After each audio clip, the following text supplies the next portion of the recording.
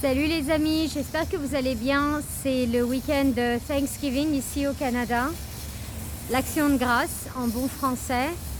Traditionnellement, les Canadiens et les Américains préparent la dinde de Thanksgiving. Mais je vous avouerai que c'est une viande que j'aime pas trop. Là, je me dirige chez mon boucher préféré pour voir si je trouve du canard. Alors idéalement, j'aimerais bien du canard du lac Brome au Québec. Le lac Brome, c'est ici, sur la carte. Mais on va voir ce qu'on trouve. Voilà. On croise les doigts.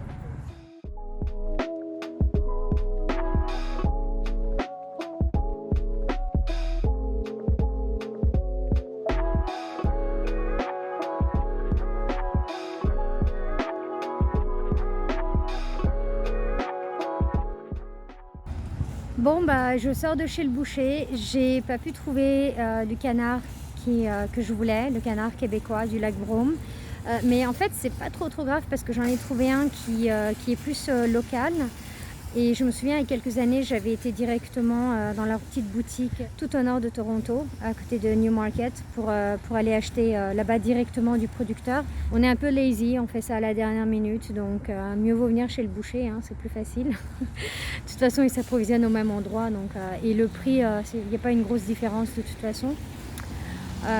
Ouais, donc ce sont des canards de l'Ontario et puis j'ai acheté des cuisses de canard directement plutôt qu'un canard entier. Comme ça sera encore plus facile à préparer. Parce que, bon là je vais me mettre en mode Calimero. Ma cuisinière fonctionne plus, enfin le haut a pété, la vitre, le vitro-céramique. Donc le four fonctionne, c'est une bonne chose, le four fonctionne quand même.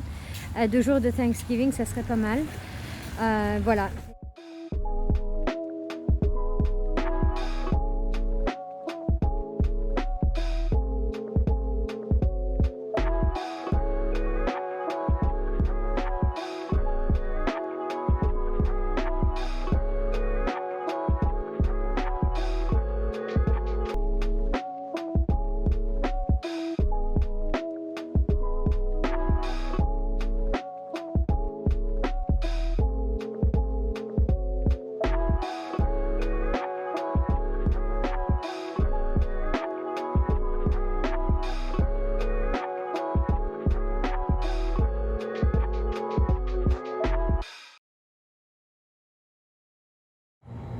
Bonjour les amis, j'espère que vous allez bien. Aujourd'hui, je voudrais prendre quelques minutes pour vous parler de l'Action de grâce, qui est une célébration traditionnelle au Canada à cette période de l'année. Je m'adresse surtout à ceux d'entre vous qui se trouvent en Europe. Vous avez certainement entendu parler du terme de Thanksgiving. Thanksgiving, c'est américain, mais on a notre version à nous, notre version canadienne.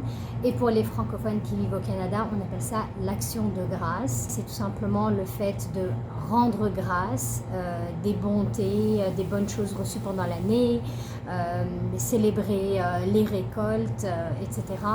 Et donc au Canada, on célèbre l'Action de grâce depuis 1957. Ça a l'air vieux comme ça, mais c'est pas si vieux que ça quand même, hein. C'est que la moitié du XXe siècle. Côté américain, le premier Thanksgiving a été célébré en 1621. C'est pour célébrer la récolte de cette année, 1621. C'est en fait la première récolte qui a suivi l'arrivée des colons. La moitié des colons ont péri pendant leur voyage parce qu'ils n'avaient pas suffisamment de vivres, etc. Et une fois arrivés sur le territoire, en fait, il a fallu dompter ce climat différent, cette géographie différente, des lieux qu'on ne connaît pas, tout simplement. Il y a quelques jours, je vous parlais de la première journée de la vérité et de la réconciliation, qui a été créée en fait pour se remémorer des enfants des Premières Nations qui ont été abusés dans les pensionnats catholiques. On va y faire un petit écho en fait avec l'Action de grâce, tout simplement parce que figurez-vous que qui est venu en aide aux colons quand ils se sont établis en Amérique du Nord, ce sont en fait les Premières Nations, les Amérindiens en fait qui ont apporté, qui leur ont offert à manger, qui ont appris aux colons à chasser, à pêcher, à cultiver le maïs, quelque chose, une denrée qu'ils ne connaissaient pas jusque-là. Donc l'Action de grâce, c'est aussi le fait de pouvoir compter sur l'entraide des uns et des autres, même en territoire hostile. Donc je pense que c'est une bonne leçon pour tout le monde. Une autre des particularités de l'Action de grâce que j'aimerais partager avec vous aujourd'hui, c'est tout simplement que l'Action de grâce n'est pas célébrée aux mêmes dates au Canada qu'aux États-Unis. Alors pourquoi ça? Au Canada, on célèbre typiquement l'Action de grâce le deuxième lundi d'octobre. Aux États-Unis, c'est à la toute fin du mois de novembre, donc cette année ça tombe le 25 novembre. Pourquoi ça?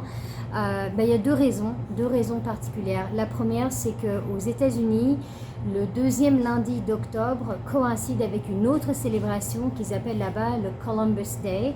Columbus Day, en fait, c'est le débarquement de Christophe Colomb dans ce qu'on appelait à l'époque le Nouveau Monde.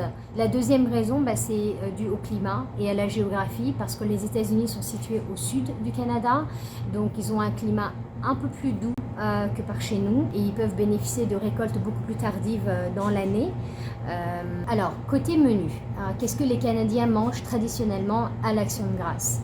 Le menu est très fixe théoriquement, mais après c'est sûr que chaque famille ajoute sa petite touche personnelle, bien entendu selon ses goûts, ce qui leur plaît, etc. Et puis aussi ce qui est disponible en saison. Comme je vous ai dit à la base, c'est une célébration qui est basée sur les récoltes, donc c'est fortement lié à la saisonnalité. Avant la mondialisation et le fait qu'on puisse obtenir des fruits exotiques à n'importe quelle période de l'année, voilà, c'était une célébration uniquement avec ce qu'on avait à disposition.